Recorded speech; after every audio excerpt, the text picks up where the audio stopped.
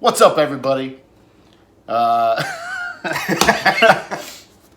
you only knew what we were just talking about. You've just been edited. Chop! Nate here with Chuck. Chuck's with Politically Incorrect Brewing, and I'm with Under the Table. That's right. Thanks for tuning in. We are doing another 2020 malt experiment, Brewtubers. This one is the Thrall family malt. The Cooper Brew was the brewer, and sorry I don't have your name figured out or memorized yet. Terrible. Brewed on 7/22, packaged on 8/3. That's a pretty quick turnaround.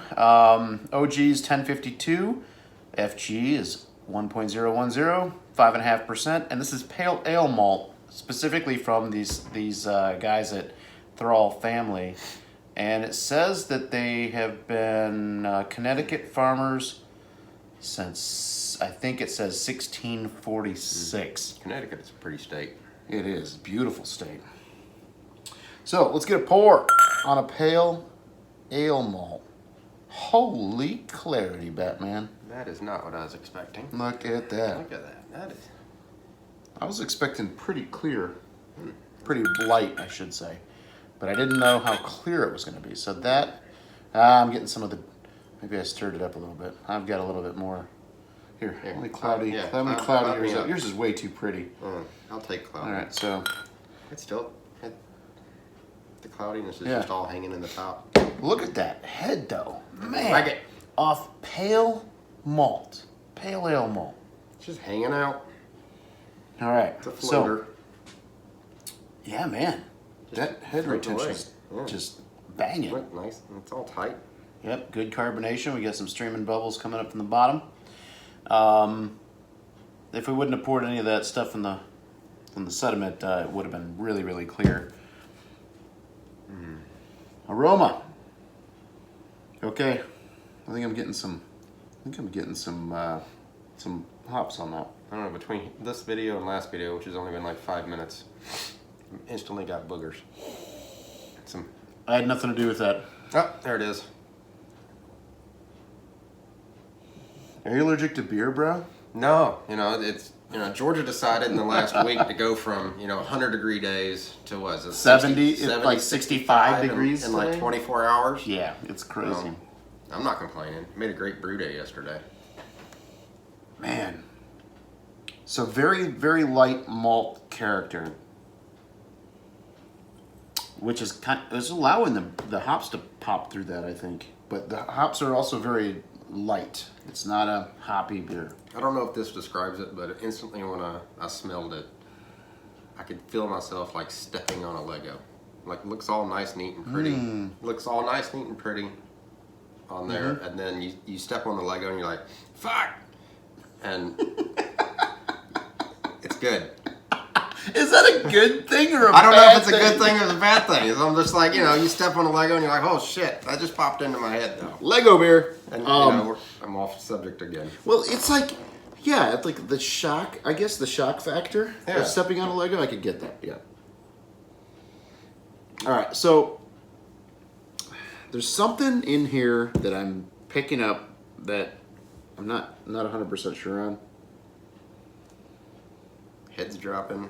But I want to say it's almost like an unwanted artifact. Was it the Jones's sodas that made all the different types of soda? Yeah, Jones soda. Yeah, so every time I smell that, like a Jones soda pops into my head. And I don't know which one.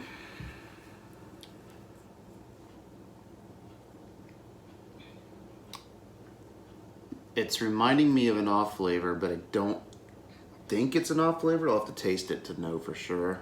Let's taste it. And I can't get pinpoint which off flavor it is. So let's go in and see. Hopefully I'm wrong. I'm thinking I'm probably wrong. Cheers. Cheers.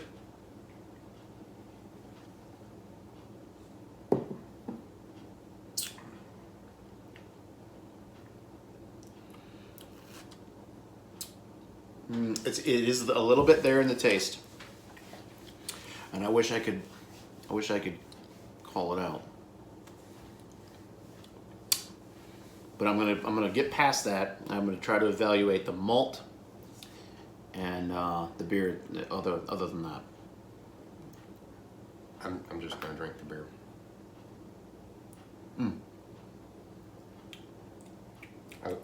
I drink it. It's that damn. good. I gotta trim this mustache.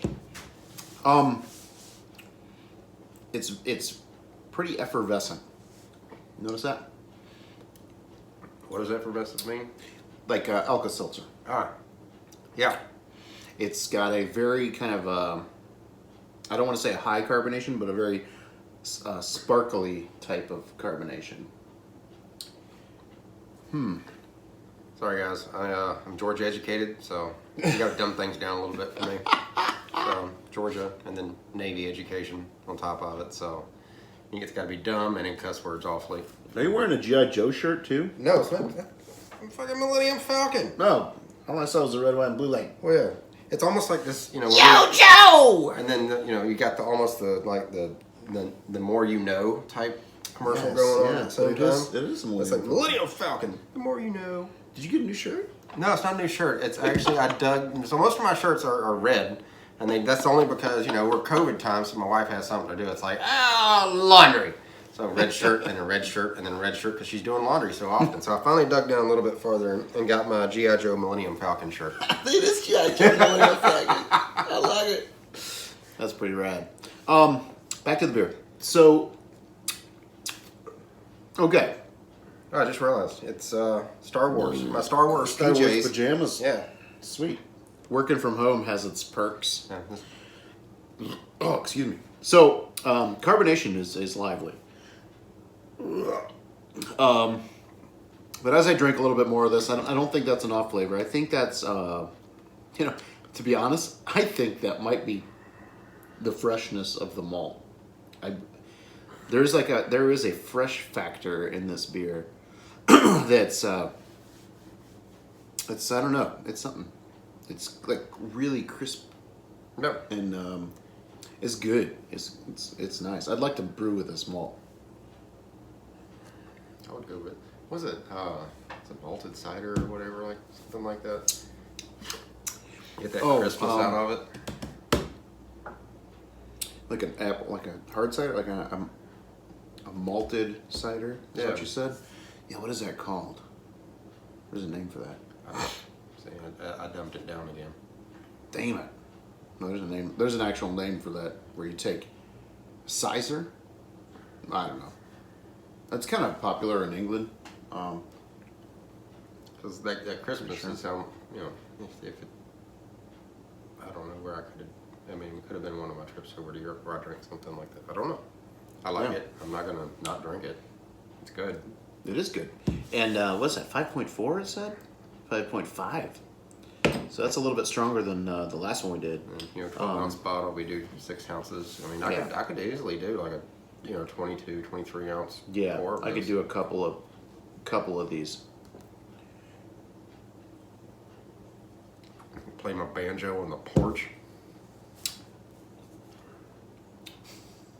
Pick up my crossbow, shoot a squirrel, drink this beer. I'm with you. I'm froggy today, man. Yeah, you are. Ain't nothing wrong with that. So this one really dries out. Yeah, it does. 10-10. But it dries out, and then it's like, okay, well, you want another step so you can get over the dryness. It reminds me a bit of just like a bud. There's not a lot of hops to it. It's not quite as sweet as like a Budweiser or a PBR or a Coors, but that last sip with a little bit more of the head in it. I get a lot more of that dryness. You'll get it on that one. That's a good drinking beer. I can't let that go to waste. Right on. It's empty. Thank you, Mr. Cooper Brew. Yeah, man. It's good. I wonder where we can find this malt. I wonder if we can order it and get it shipped down. Do we know that guy, Thrall? It's a Thrall family. I don't know. We can Google that. Is he on here? Nope. The Cooper Brew is. We out. All right. We'll see you on the next one, guys. Until then, Home, brew, up. Up. Yeah, see, there we go. Hey, Synchro. De Mayo. Wait, it's not. Synchro de Mayo. Is this August or September? Hey, hey, hey.